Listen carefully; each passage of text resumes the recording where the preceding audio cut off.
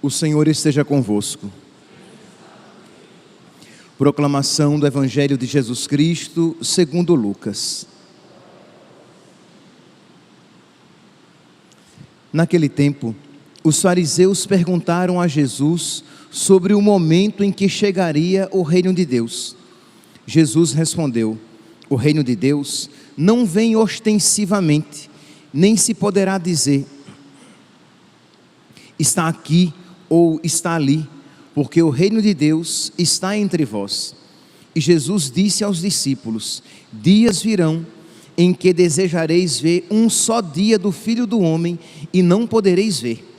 As pessoas vos dirão: ele está ali, ou ele está aqui. Não deveis ir nem correr atrás, pois como o relâmpago brilha de um lado até o outro do céu, assim também será o Filho do Homem no seu dia. Antes, porém, ele deverá sofrer muito e ser rejeitado por esta geração. Palavra da salvação.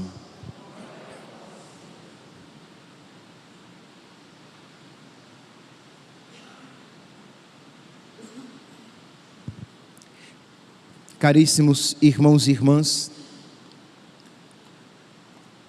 o Evangelho de hoje, retirado do capítulo 17 de São Lucas, nós ouvimos aqui essa seguinte pergunta dos fariseus.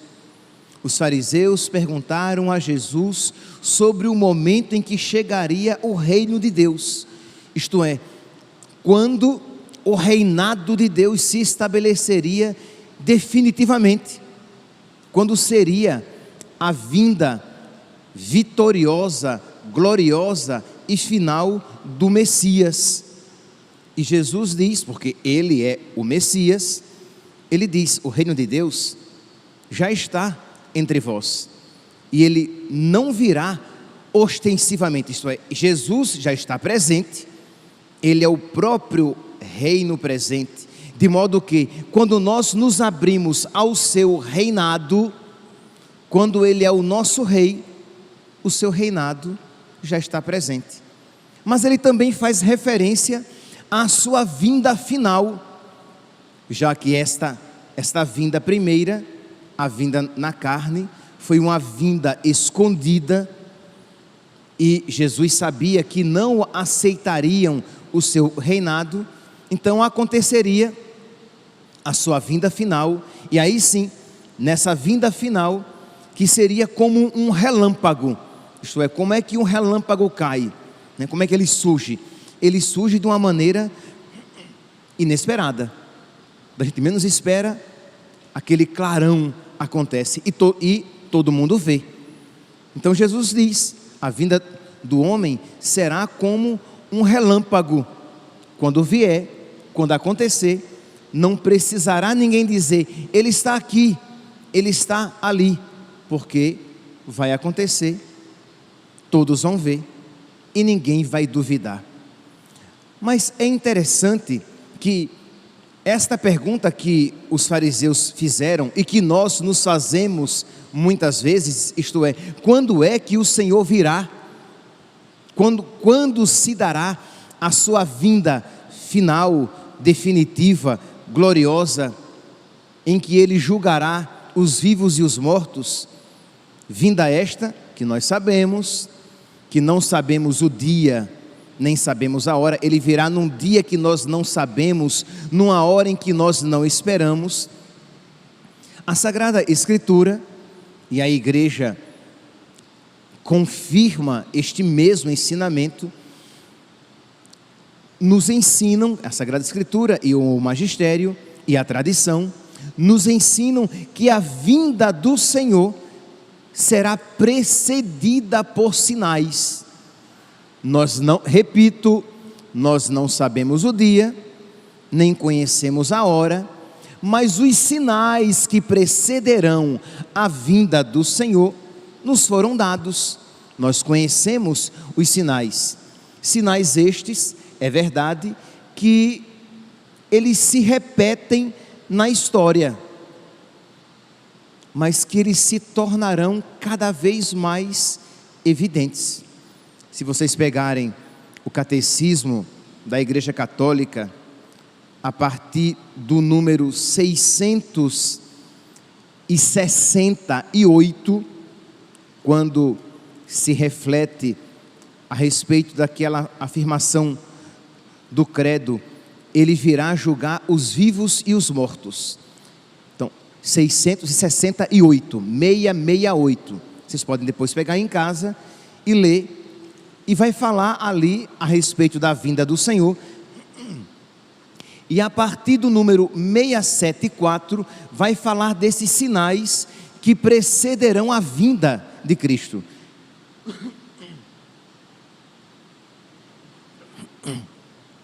Classicamente são 5 os sinais que precederão a vinda de nosso Senhor. A pregação do Evangelho em todo o mundo. O Evangelho precisa ser pregado em todo o mundo antes que o Senhor venha. E isto já aconteceu. Isto é, quando se diz que o Evangelho tem que ser pregado em todo o mundo, não significa necessariamente particularmente em toda a localidade mundial, mas que o Evangelho tenha se espalhado pelo mundo inteiro. E isso, inegavelmente, já aconteceu. Fala que os judeus, São Paulo fala isso no capítulo 11, a partir do versículo 12, São Paulo fala que os judeus precisam se converter. Isso ainda não aconteceu. Isto é, significa que todos, individualmente, todos e cada um dos judeus precisam se converter? Não, mas os judeus como um corpo precisam aceitar Jesus e reconhecê-lo como o Messias. Então este sinal, pelo menos a meu ver, ainda não aconteceu. Então indica que nós ainda não temos todos os sinais, mas muitos dos outros já estão aí acontecendo.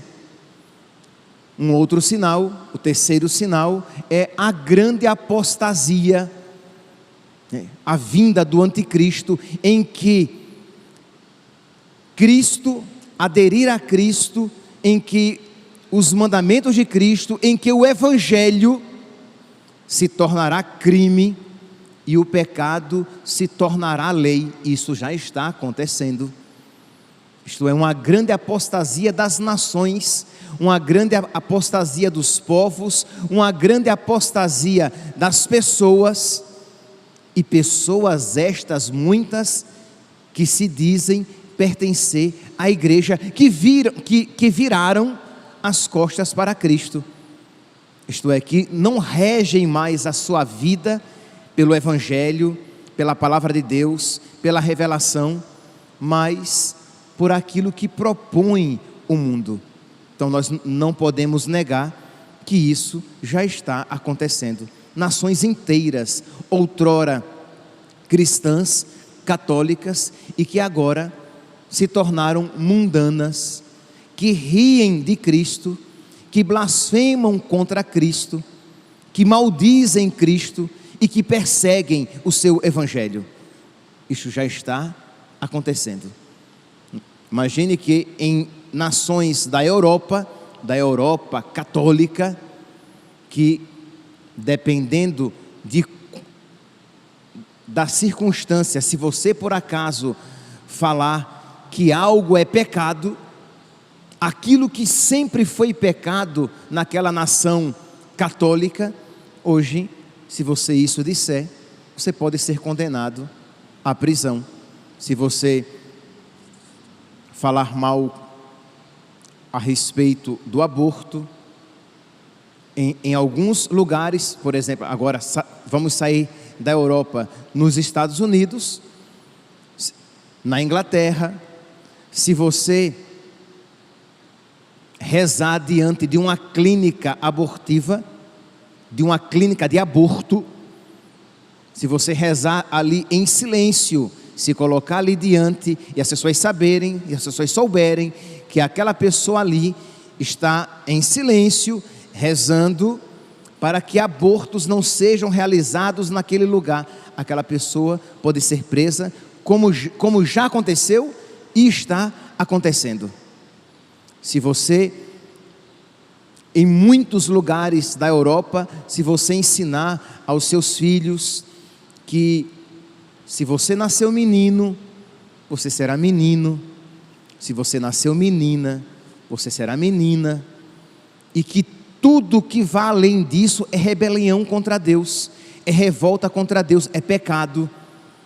Se você disser isso, você pode perder até a guarda dos seus filhos e ser preso, porque você está gerando uma criança homofóbica, uma criança fundamentalista, uma criança cheia de ódio no seu coração, quando o que você está fazendo é ensinando a ela o Evangelho, é ensinando a ela a palavra de Deus, dizendo a ela que Deus criou o homem para a mulher e a mulher para o homem, e dizer que tudo que passa disso é abominação, é pecado, e que nós temos que fugir dessas práticas.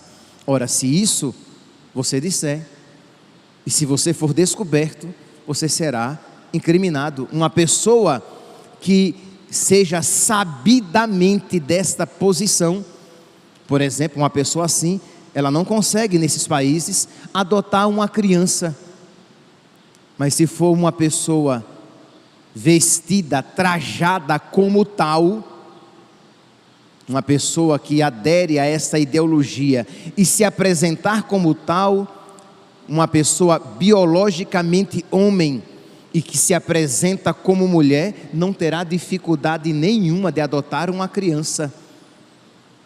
Então, assim, escolas que têm que ter pessoas assim, tem que ter cotas, para que eduquem os nossos filhos nesta mentalidade. E se os pais se opuserem a que essas pessoas sejam professores e professoras, ou professores, sei lá qual é o termo que se deve utilizar, que até a linguagem tem que ser mudada para se adequar à ideologia. Pois bem, se esses professores, professoras, professoros, se um pai se opuser à presença deles educando os seus filhos, pode ser preso, porque ele tem discurso de ódio, ele é um desequilibrado, porque ele está contrário a isto que o mundo apresenta como bom, mas a palavra de Deus apresenta como pecado. E nós aqui poderíamos ir além com tantos e tantos outros exemplos que mostram que o mundo está preparado para receber o anticristo, porque muitos outros anticristos já vieram e já estão presentes. Então, o grande representante que fará com que, de uma maneira drástica e absoluta, as nações e a humanidade virem as costas para Cristo, ainda não apareceu, mas o mundo já está preparado para isso. Então, a pregação do Evangelho em todo o mundo, a conversão dos judeus, a grande apostasia, o anticristo, a perseguição da igreja, a perseguição que a igreja sofrerá. Eu me referi aqui ao catecismo, os números 668, né? Começa lá, mas se você pegar o número 675, o próprio catecismo fala a respeito disso, diz assim: antes do advento de Cristo, antes da vinda final de Cristo, antes do reino de Deus se estabelecer plenamente, definitivamente, a igreja deve passar por uma provação final que abalará a fé de muitos crentes. Qual será esta provação final? Uma perseguição, um abandono de muitos na igreja, que abandonarão a fé e que serão uma tentação para que nós façamos o mesmo, para que vivamos em paz neste mundo. Precisemos abandonar a nossa paz, que é Deus. Isto é, que provação vai ser essa? pode ser tudo isso. Nós não temos precisamente qual vai ser a provação final. Será uma perseguição cruenta, isto é, vão matar os cristãos? Pode ser, mas não tenhamos dúvidas que quando começarem a tirar os benefícios, os privilégios e os direitos dos cristãos e dizerem que se nós quisermos estes benefícios, esses privilégios e estes direitos, teremos que abandonar o Cristo, não tenhamos dúvidas de que muitos isso farão. Então diz aqui o catecismo: a perseguição que acompanha a peregrinação da igreja na terra desvendará o mistério da iniquidade sob uma forma de impostura religiosa. Isto é, uma impostura religiosa, uma falsa religião, uma maneira falsa de viver a religião, para que eu agrade o mundo, esteja em comunhão com ele, não perca os benefícios que o mundo me dará. Então eu tenho que estar disposto a viver de uma maneira falsa a minha religiosidade. Isto é, não é que ninguém vai querer que você diga que você é ateu. Não pense. Isso muito provavelmente não mais acontecerá. Não é que vai ser uma perseguição ateia para que nós nos tornemos ateus e digamos que Deus não existe e digamos que nós odiamos a Cristo. Provavelmente isso não vai acontecer. O anticristo apresentará um outro Cristo, dizendo que é o mesmo e que é o de sempre. O anticristo, ele não se apresentará como contra Cristo, mas como uma maneira diferente de viver o Cristo, de aceitar o Cristo. Você pode ser cristão e não precisa, por exemplo, viver a castidade. Você pode ser cristão e você pode fazer o aborto e a eutanásia. Você pode ser cristão, católico e viver como uma pessoa que tem atração por uma outra pessoa do mesmo sexo, tendo uma vida íntima e sexual com ela. Mas você pode ser cristão, católico, não precisa abandonar tudo isso. Para ser cristão católico, dirão, não precisa renunciar-se a si mesmo, tomar a cruz. Não, isso aqui é uma visão antiga. Você pode pertencer àquela ideologia das letras, né? LGB e aí vai XYZ. Você pode ser assim, viver assim e ser cristão católico numa boa.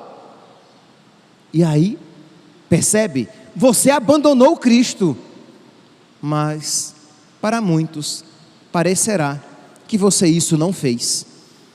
Então, diz aqui o catecismo, ele fala a respeito de uma impostura religiosa que há de trazer aos homens uma solução aparente aos seus problemas à custa da apostasia da verdade. Isto é, nós vamos abandonar a verdade ensinada por Cristo e teremos paz e segurança. Nós iremos abandonar a verdade ensinada por Cristo e teremos unidade, porque todas as religiões se abraçarão, porque nenhuma religião vai querer ser melhor do que a outra, porque todas serão iguais. E é tudo isso que o mundo quer. Ora, mas se todas as religiões são iguais, Jesus Cristo não ressuscitou.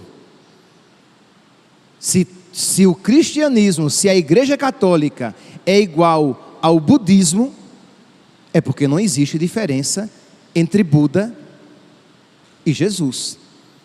Se vale tanto ser católico como ser muçulmano, vale abraçar Jesus, acolher Jesus como Maomé. Porque todas as religiões são boas e todas as religiões levam a Deus. E se tudo é verdade, é porque nada é verdade. Se é verdade que Jesus Cristo é Deus, e é verdade que Maomé é o seu profeta, é porque nenhuma coisa nem outra são verdadeiras.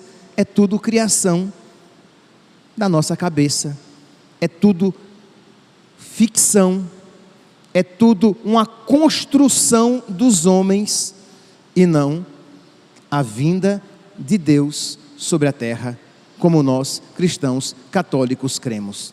Então, esta impostura, e aí quem isso não aceitar, quem não estiver disposto a viver em paz com todos os irmãos, sem querer ser melhor um do que o outro, será perseguido. E nós não queremos ser melhores do que ninguém, nós queremos apenas ter a liberdade de dizer aquilo que Jesus nos ensinou: eu sou o caminho, a verdade e a vida. Ninguém vai ao Pai senão por mim. Ninguém vai a Deus senão por Jesus, que é o único caminho que leva a Deus. Pois bem, então aqui nós vimos a pregação do Evangelho em todo o mundo, a conversão dos judeus, o anticristo, com a perseguição aos cristãos, e o caos da criação. É o último sinal que classicamente se apresenta como a preparação para a vinda de Cristo, que será precedida, isto é, que o mundo entrará numa situação caótica. Se vocês pegarem o livro do Apocalipse, no capítulo 6, a partir do versículo 1, vocês vão encontrar aqueles clássicos 4 cavaleiros do Apocalipse, que são enviados sobre o mundo. O primeiro é o cavaleiro branco, é Cristo. E é interessante que depois vem a guerra, a fome e a peste. Mas o primeiro é Cristo, quer dizer, parece que, nossa, esses 4 cavaleiros, o que é que Jesus está fazendo com tão ruins companheiros? Para mostrar que a guerra, a fome e a peste estão submetidas a Ele. Nada acontecerá sem a sua permissão. Ele é rei, Ele é o Senhor do universo, e tudo aquilo que acontecer concorrerá para o bem daqueles que amam a Deus. Tudo estará submetido à sua palavra. Ele tem o mundo em suas mãos. Nós podemos ver até ali, na própria imagem do nosso padroeiro. Ele tem o mundo em suas mãos. Nada acontece sem que esteja debaixo do seu olhar. Então, pois bem, o primeiro cavaleiro é o cavaleiro branco, que sai, diz aqui: vi aparecer então um cavalo branco, o seu cavaleiro tinha um arco, foi-lhe dada uma coroa, e ele partiu como vencedor para tornar a vencer. Então nada que acontecerá, acontece de fora do seu domínio.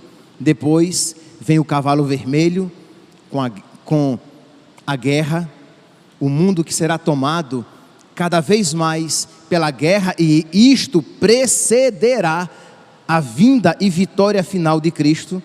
Depois o cavalo preto, que significa a carestia e a fome, isto é, que se tornará cada vez mais presente no mundo, esta grande fome. Depois o cavalo de cor estranha, amarelo, esverdeado, acinzentado, que é a morte, que é a peste, que tomará conta de muitos lugares do mundo. E o problema, meus santos, é que com todos esses sinais, isso não significa que necessariamente as pessoas vão se converter. Isto é, aqueles que se abrirem à graça, aqueles destinados à salvação, é uma linguagem bíblica, isto é, mas Deus quer que todos nós nos salvemos. Então aqueles que se abrirem à graça, estas desgraças lhes favorecerá a conversão. Mas aqueles que se fecharem à graça, estas desgraças lhes endurecerá ainda mais o coração. Nós podemos ver isso de uma maneira bem clara. Lá eu li agora o capítulo 6, do livro do Apocalipse.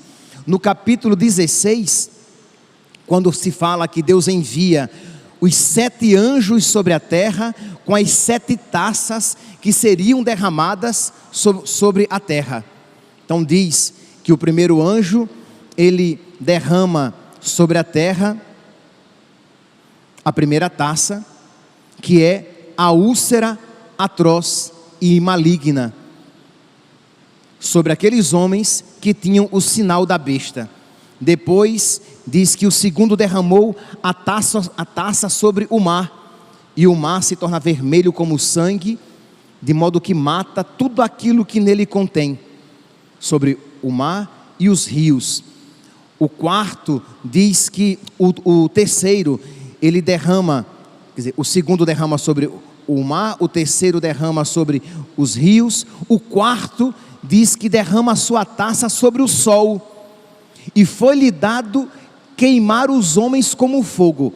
Apocalipse capítulo 16, versículo 8. Então o quarto anjo derrama a sua quarta taça sobre o sol se torna ainda mais quente, queima os homens, isto é, os homens, ao invés de, vendo isso, suplicarem a misericórdia de Deus e pedirem perdão a Deus, o que é que muitos homens farão? Blasfemarão contra Deus. Versículo 9: e os homens foram queimados por grande calor, e amaldiçoaram o nome de Deus, que pôde desencadear esses flagelos, e não quiseram se arrepender e dar glória a Deus. Com todas essas desgraças, ao invés de eles se arrependerem, eles se revoltaram ainda mais contra Deus. Meus irmãos, nós poderíamos aqui seguir e meditar sobre tantos, refletir mais ainda sobre esses sinais que precederão a vinda de Cristo. Mas uma coisa precisamos pedir a nosso Senhor: a graça de acolhê-lo misticamente, porque Ele já está presente entre nós. Ele está presente quando nós recebemos a Eucaristia. Ele está presente dentro de nós. Ele está presente quando 2 ou mais se reúnem em seu nome. Ele está no meio de nós. Ele está presente quando nós nos colocamos em oração.